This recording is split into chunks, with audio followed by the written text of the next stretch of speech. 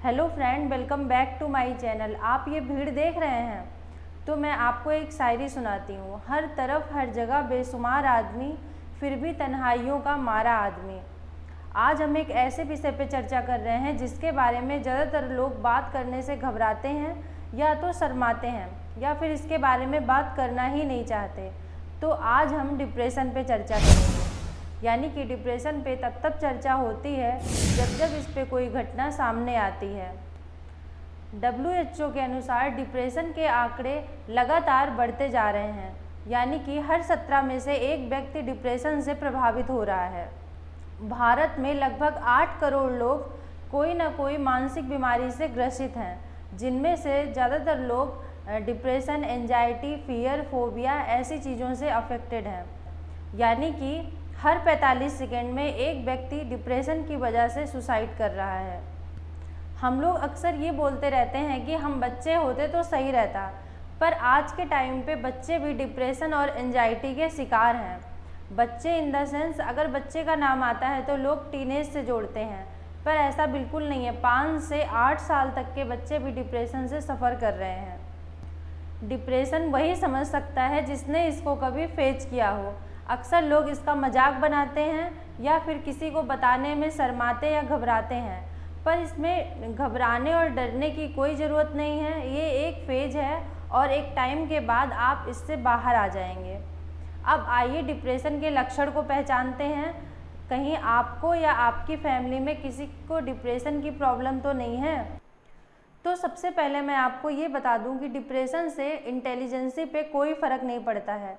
Mostly clinical depression के case में person आपसे मिलेगा, हंसेगा, बोलेगा, बात करेगा और अपना काम भी बहुत ही आराम से करेगा, बट अंदर ही अंदर हर समय वो घुटता रहता है। उसको घबराहट, किसी न किसी तरह की डर हमेशा उसके अंदर बनी रहती है।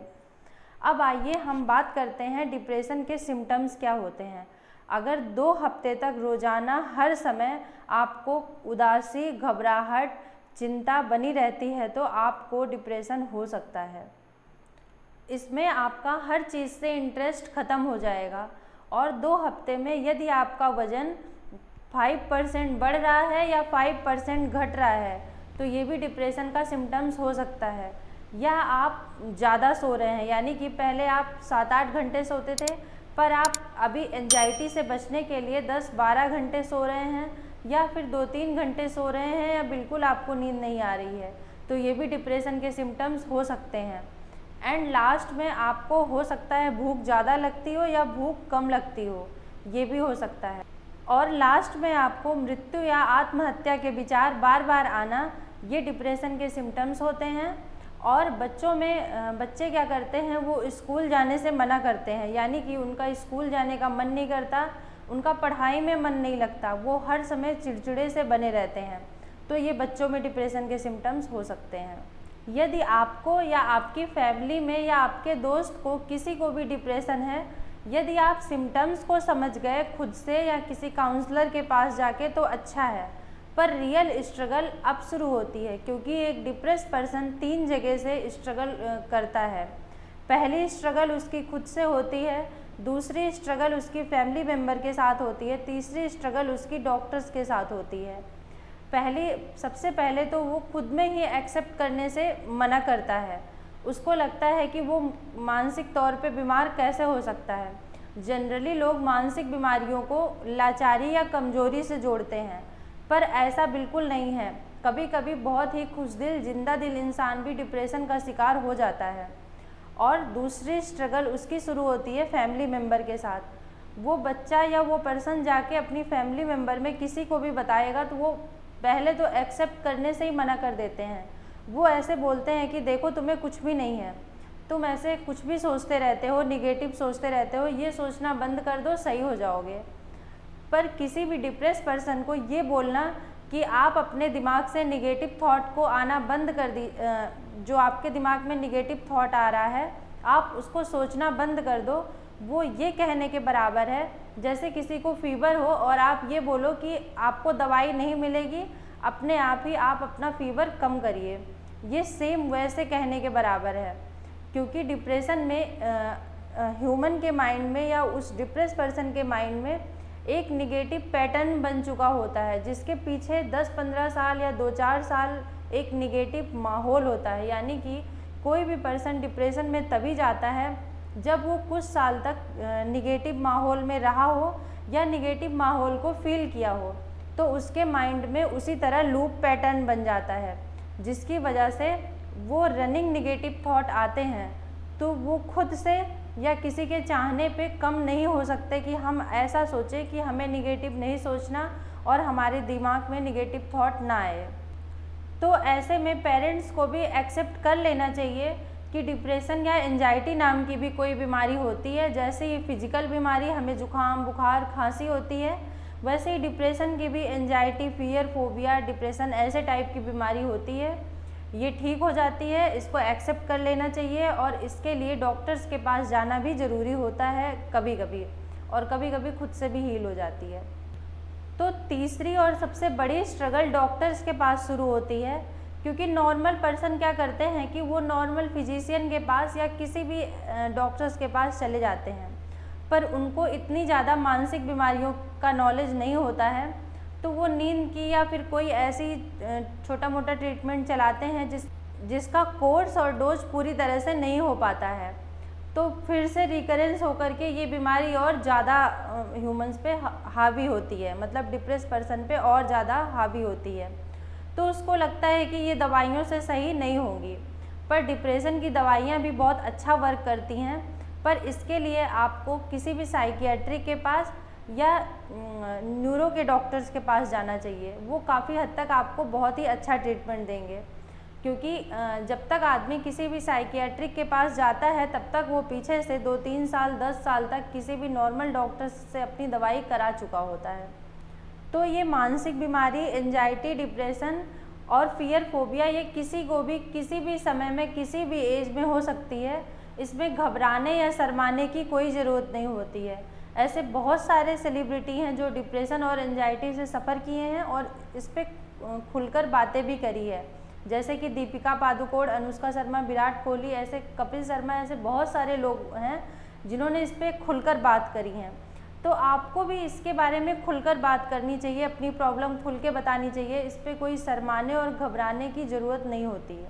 तो यदि आपने अभी अपने सिम्टम्स को समझ लिया तो आपको किसी अच्छे से काउंसलर के पास जाना चाहिए, उससे अपनी काउंसलिंग कराना चाहिए, और इससे आपको ये समझ में आ जाएगा कि आपको मानसिक बीमारी में कौन सी बीमारी है, यानी कि डिप्रेशन, एंजाइटी, फियर, फोबिया, इनमें से आपको कौन सी प्रॉब्लम है। यदि आपने अपनी काउंसलिंग खुद से कर ली है या किसी दोस्त या फैमिली मेम्बर ने कर दी है तो भी कोई दिक्कत वाली बात नहीं है। आपको इससे बाहर आना कोई इतना कठिन काम नहीं है, आपको बस ठानने की ज़रूरत है। यदि आपने एक बार ठान लिया तो आप इससे आसानी से बाहर आ जाएंगे। डिप्रेशन या एंजाइटी को सही करने के लिए जो सबसे कारगर तकनीक है वो CBT है। CBT 100% सक्सेसफुल तकनीक है। इसमें जो पर्सन होता है, डिप्रेस पर्सन होता है, इसमें यदि आपके माइंड में कोई निगेटिव थॉट आया तो उसे आपको अपने पॉजिटिव थॉट से काउंटर करना है। सपोज़ दैट आपके माइंड में थॉट आया कि आपको कैंसर हो जाएगा या फिर आपको हार्ट की कोई प्रॉब्लम हो जाएगी, तो आपको ऐसे सोचना है कि मुझे कैंसर कैसे होगा, मेरी तो फैमिली हिस्ट्री नहीं है, या मुझे अदर कोई तरह के सिम्टम्स भी नहीं है, और कैंसर तो किसी को भी हो सकता है, तो मेरे सोचने से ऐसे मुझे ही कैसे हो सकता है। दूसरी चीज़, जब आप एंजाइटी के स्टेज में होते हो या डिप्रेशन के स्टेज में होते हो, तब आपका हार्ट बीट बढ़ना, पल्स रेट बढ़ना, पूरी बॉडी का एक्टिव हो जाना, स्वेटिंग होना, सांस फूलना, ये एक सिम्टम्स होता है। पैनिक अटैक में ये चीज़ें और ज़्यादा हो जाती हैं। तो ये सिम्टम्स आने से आपकी हार्ट बीट बढ़ जाती है, चेस्ट की मसल्स टाइट हो जाती हैं। फिर जब आप रिलैक्स होते हो तो सेम चेस्ट की मसल्स भी रिलैक्स हो जाती हैं। तो कभी कभी हार्ट में हल्का सा पेन हो रहा है या आपको बहुत ज़्यादा घबराहट हो रही है, तो इससे आपने ये सोच लिया कि कहीं आपको कोई हार्ट की प्रॉब्लम तो नहीं हो जाएगी। तो आपको ये सोचना है कि हमें हार्ट की प्रॉब्लम कैसे होगी, जब मैं इससे बाहर आ जाऊंगा तो ये सारी प्रॉब्लम्स ठीक हो जाएंगी। हमारे सोचने से तो हमें हार्ट की प्रॉब्लम नहीं होगी। मैं रोज़ रनिंग कर रहा हूँ, एक्सरसाइज कर रहा हूँ, अच्छी डाइट ले रहा हूँ, खुश हूँ, तो मुझे हार्ट की प्रॉब्लम कैसे हो सकती है।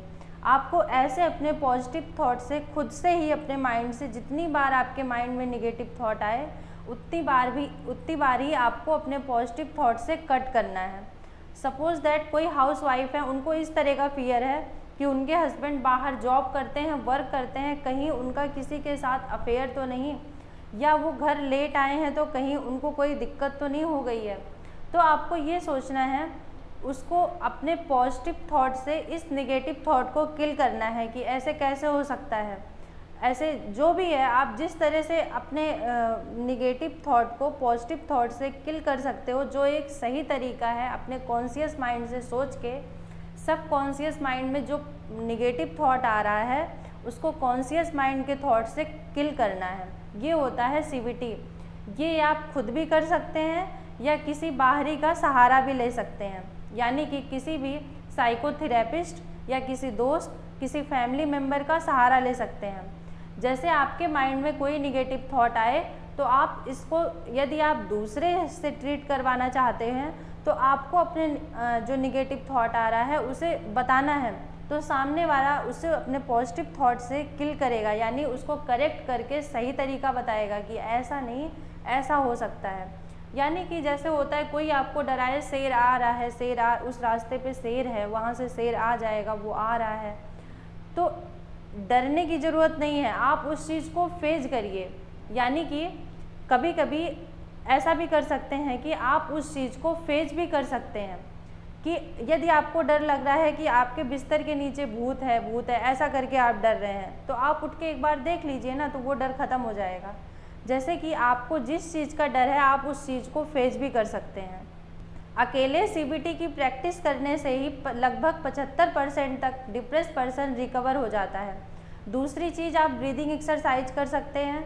ब्रीदिंग एक्सरसाइज में आप अपने सांस पे फोकस कर सकते हैं, या फिर आप अपनी आंख बंद करके ओम पे फोकस कर सकते हैं, या किसी भी चीज़ पे आपका जो ध्यान है एक चीज़ पे आप केंद्रित कर सकते हैं। ध्यान ये रखना है कि हर 10 से 12 सेकंड में आपका ध्यान भटकेगा, आपकी जो आप मेडिटेशन कर रहे हैं वहाँ से आपका ध्यान हटेगा, पर फिर से आपको अपना माइंड उसी चीज़ पे केंद्रित करना है। तीसरी चीज़, आपको रेगुलर एक्सरसाइज करनी है, वॉकिंग वगैरह करनी है, और अपनी डाइट सही रखनी है, आपको घर का खाना खाना है। और यदि आप डिप्रेशन या एंजाइटी की वजह से अपने वर्क को छोड़ चुके हैं तो आपको फिर से अपना काम ज्वाइन करना है या अपने काम पे फोकस करना है। आपको अपना छोटा छोटा गोल बनाना है और उसको अचीव करने के लिए रोज़ छोटी छोटी मेहनत करनी है, स्टेप बाय स्टेप। तो एक दिन वो छोटा छोटा गोल बड़े गोल में कन्वर्ट हो जाएगा। और सबसे ज़्यादा ज़रूरी कि डिप्रेशन और एंजाइटी के लिए जिम्मेदार कभी कभी विटामिन D3 भी होता है। तो आपको विटामिन D3 यदि आपने टेस्ट कराया है कम है तो आप सप्लीमेंट ले सकते हैं, मतलब मेडिसिन ले सकते हैं। यदि आपने टेस्ट नहीं कराया है, आपको लग रहा है, तो आप रेगुलर 10 मिनट 10 बजे से पहले मॉर्निंग की धूप लेंगे तो विटामिन D की डिफिशियंसी पूरी हो जाएगी। और यदि आपको बहुत ज़्यादा प्रॉब्लम है, आप खुद से चीज़ों को नहीं कर पा रहे हैं सही, किसी दोस्त या फैमिली मेम्बर इस चीज़ को नहीं सही कर पा रहा है, तो प्लीज़ आप डॉक्टर के पास जाइए, दवाइयों का सहारा लीजिए। डिप्रेशन और एंजाइटी की दवाइयाँ भी बहुत ही अच्छा वर्क करती हैं। अच्छा, कभी कभी लोग ऐसा भी करते हैं कि डिप्रेशन और एंजाइटी की दवाई तो कराते हैं, यानी कि डॉक्टर्स के पास जाते हैं, बट उस दवाई को खुद से ही बंद कर देते हैं, फिर से उनको डिप्रेशन और एंजाइटी की प्रॉब्लम का अटैक हो जाता है। तो आपको ऐसा नहीं करना है। डिप्रेशन और एंजाइटी की जो दवाइयाँ होती हैं उसको शुरू करने का और बंद करने का एक मेथड होता है जो सिर्फ साइकियाट्रिक को ही पता होता है, वही उस चीज़ को चालू और ख़त्म कर सकते हैं। डिप्रेशन और एंजाइटी की दवाइयाँ कुछ ऐसा वर्क करती हैं जैसे उसका जो डोज होता है स्टार्टिंग में ऐसे शुरू होता है और शुरू होते होते एक नॉर्मल डोज को चलाते हैं, उसके बाद उस डोज को धीरे धीरे कम करते हुए ख़त्म करते हैं। तो ये आपको खुद से एक्सपेरिमेंट नहीं करना है। बस मैं लास्ट में जाते जाते एक बात बोलूँगी कि ये एक फेज़ होता है। आप इस फेज़ में होते हो तो आपको लगता है कि ये फेज़ से हम बाहर कैसे निकलेंगे, या बहुत ही डार्क फेज़ है, और ऐसा रियलिटी में भी होता है, लगता ही नहीं है। वो सबसे ज़्यादा टफ पीरियड होता है। यानी कि जब आप इससे बाहर निकलोगे तो एक स्मार्ट और बहुत ही स्ट्रॉन्ग पर्सन बन के निकलोगे, पहले से भी ज़्यादा आप खुश रहोगे। और उस निगेटिव सिचुएशन में जिसमें नॉर्मल लोग घबरा जाते हैं, डर जाते हैं, आप उस सिचुएशन को भी बहुत स्मार्ट तरीके से डील करोगे और बहुत ही अच्छे से अपने वर्क को कर पाओगे। तो इसमें डरने और घबराने की कोई ज़रूरत नहीं है। बस आपको एक चीज़ याद रखनी है कि समय हर समय को बदल देता है, बस समय को थोड़ा समय दीजिए।